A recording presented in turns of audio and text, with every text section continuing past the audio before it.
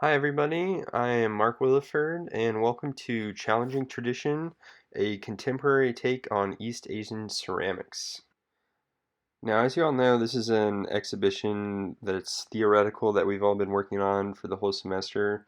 And the first thing I'm going to do is tell you what exactly my exhibition is and what some of the inspiration behind my topic that I chose and why I chose it. And to do that, I'm going to talk a bit about the themes and issues that are discussed in some of the artworks that are included in my exhibition and why. So, this is an exhibition about contemporary East Asian ceramics. Now, some of you might be wondering, what exactly is contemporary ceramics? Well, if you know anything about ceramics in general, you'll know that they have a very large background in tradition and uniformity. And a lot of the times, ceramic traditions will go back for hundreds of years. And one thing that they all have in common is that they're very repetitive. And the way people learn ceramics is by doing exactly what the person who they're learning from before them is doing and just doing it over and over and over. And now this leads to ceramics and ceramic tradition and tropes being very uniform and kind of boring in general. They're like just shiny, pretty, round forms, and they all kind of look the same with each culture. And before that was fine because, ceramics were meant to just be household functional items. And it wasn't until really like the beginnings of art museums that people started to showcase ceramics and then look at ceramics as more of a type of art rather than just a functional piece of houseware.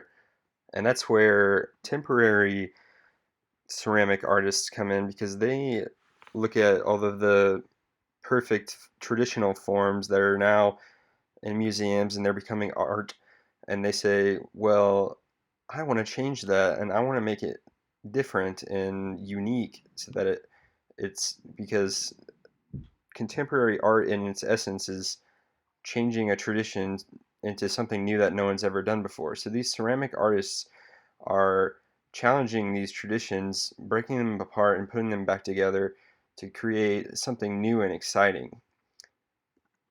And when you go back and look at ceramic traditions that are culturally rich and have a basis in hundreds and hundreds of years of tradition, there's not really one that's as rich as the East Asian ceramics tradition, which has a very, very large history and is identified by lots of very unique looking and uniform types of styles and forms and glazes. So for East Asian contemporary artists to take that tradition and say, I'm gonna change this and make it my own and make it into something creative that no one's ever done before is really very impactful because in places like Japan, China, and South Korea, the the potters there have been doing the exact same thing, making the exact same pots and learning from their teachers who have made the same pots as them for hundreds of years. And now there's just so many possibilities for these ceramic artists there in the world of contemporary art, and that's really what this exhibition is about. It's about showing some of the ways that these artists are moving away from these traditions and what they're using their newfound medium or way of creating, what they're using it to say. And we'll talk about that in a second when we go over some of the key themes and issues. So now that you understand a little bit more about why contemporary East Asian ceramics are important, I'm going to talk a little bit more about this exhibition specifically. Now, while a lot of the ceramics in this exhibition are, in fact, about breaking away from traditions that are influenced by traditional art. Some of the other themes that unite all of the work in this gallery are issues on the topic of uniformity within Asian cultures and combining Eastern ceramic traditions with Western influences.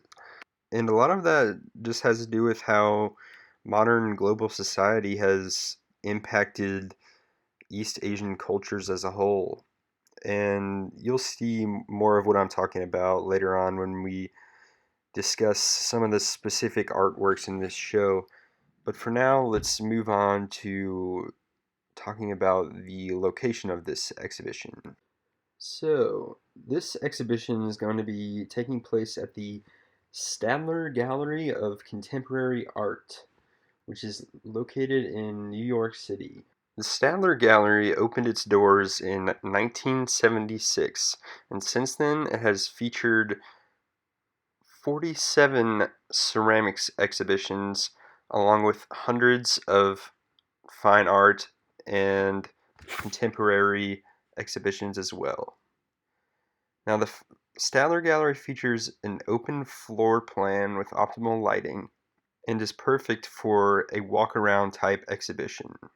The location of the Stadler Gallery consistently brings in an audience of diverse New Yorkers who are interested in contemporary art.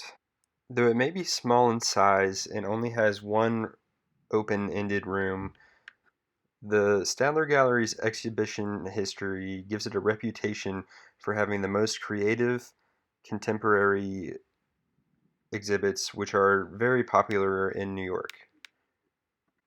Overall, it is a perfect space for this exhibition, and to move on, we'll see just how this exhibition is going to be laid out within the Stadler Gallery. This exhibition is going to be organized into three groups. The first group of artwork that the audience is going to be experiencing when they come in the entrance is going to be on the right wall, on wall A, and is going to be the wall hung ceramics group. And this group is going to be defined by ceramic artwork that can be hung on the wall, as some of this exhibition is, and makes up roughly 1/3. And the reason that the wall hung artwork is going to be the first thing that the audience sees when they walk in the entrance is because it's going to set the mood for the way that they experience the rest of the exhibition, which is intended to be a walk around exhibit.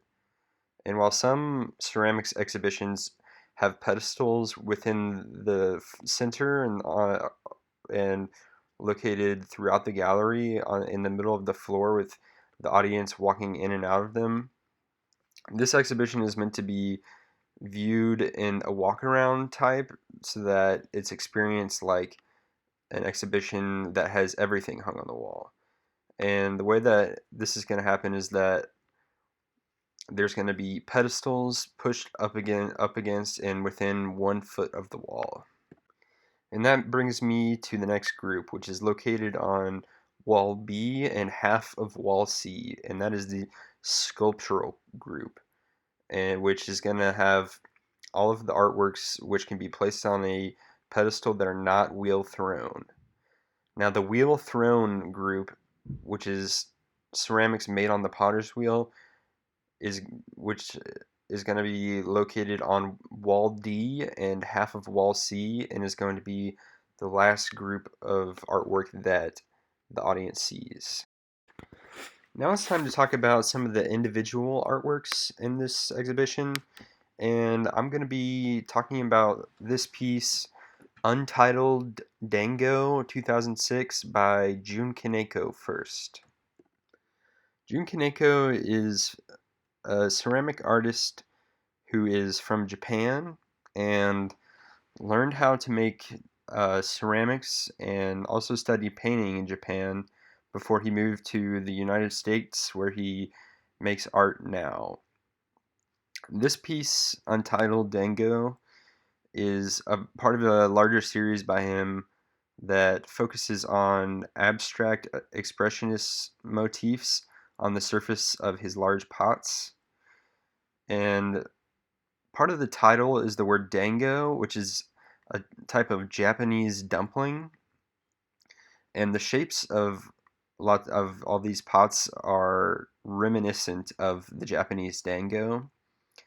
And so this combination of abstract expressionism and kind of the shape of a Japanese dango form is reminiscent of Jun Kaneko because he is both a Japanese and an American, and this piece shows the Western and Eastern uh, parts of his work.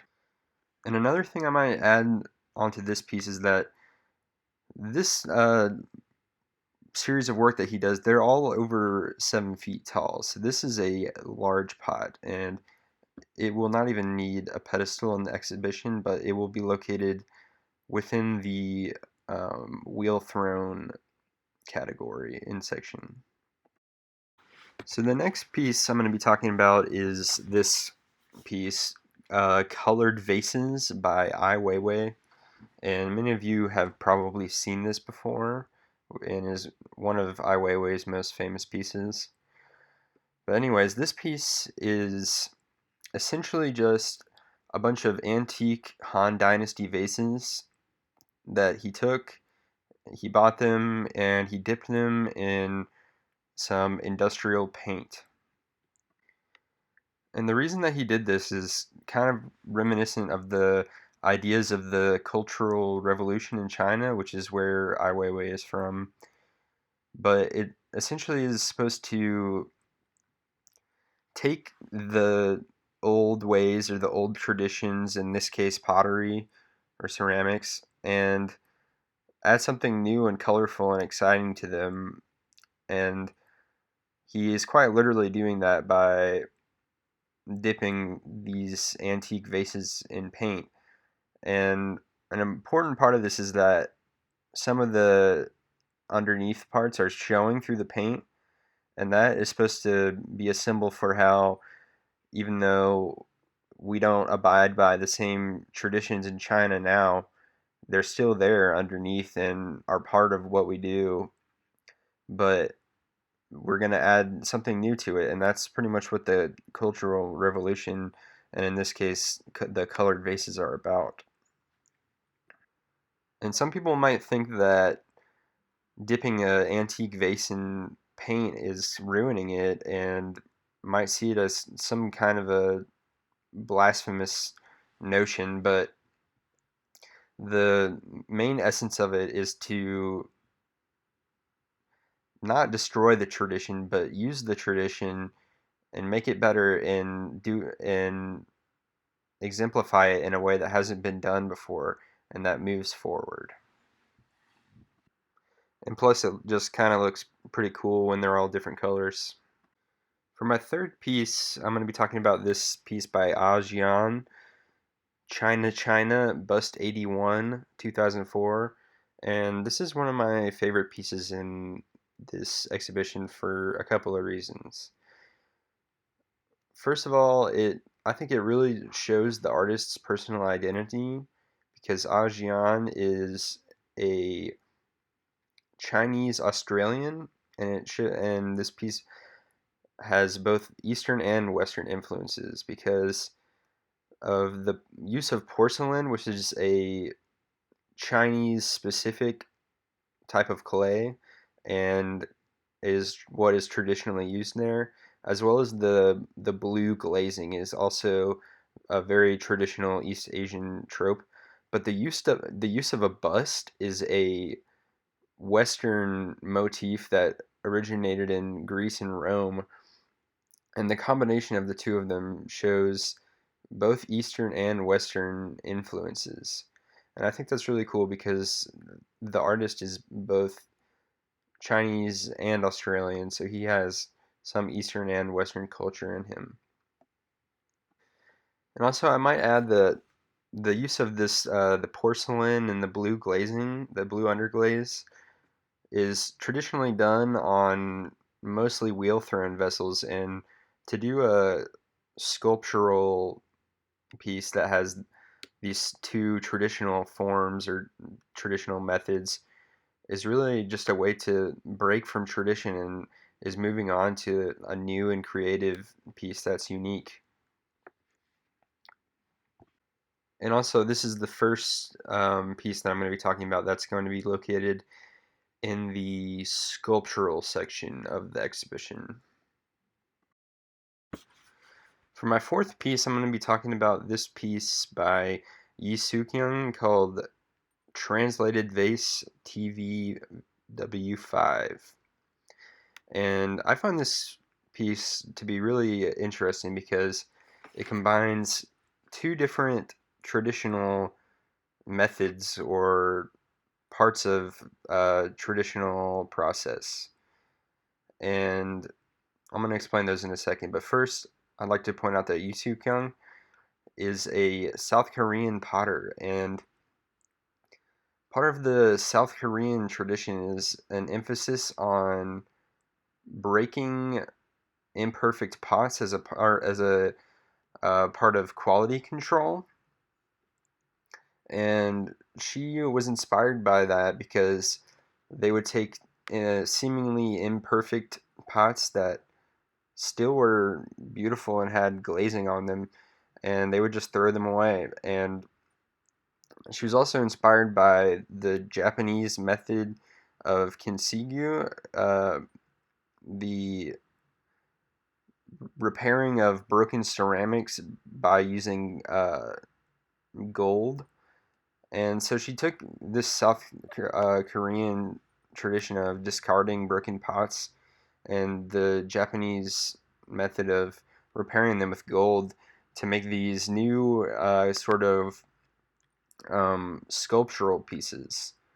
And this is something that no one has ever done before like this. Like, people in Japan would repair pots with gold, but they would still be functional. But she's kind of capitalizing on that and making some dysfunctional pieces that are more sculptural than useful. And this is the second piece that's going to go in the sculptural section of the exhibition.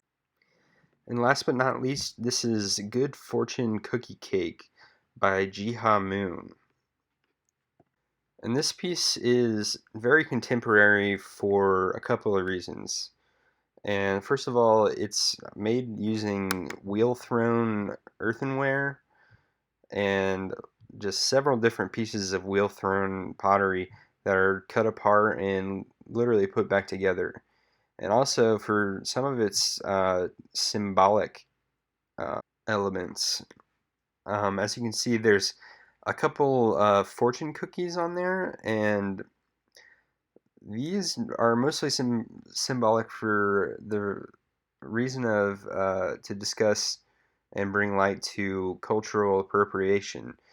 And Jiha Moon is a South Korean ceramic artist who lives in the United States, and a lot of her work is about cultural appropriation and stereotypes of East Asian peoples. And this piece specifically is about how, even though she's South Korean and fortune cookies are a Chinese tradition, a lot of people would attribute Chinese or stereotypical Asian attributes to her. And as you can see, that is can affect a person and lead someone who is a Southeast Asian ceramic artist to make something like this. And well, that's all I've got for you today. And this was only a handful of the works that are going to be in the exhibition, but I hope you enjoyed what I had to say and learning a little bit about East Asian contemporary ceramics. So thank you very much, and goodbye.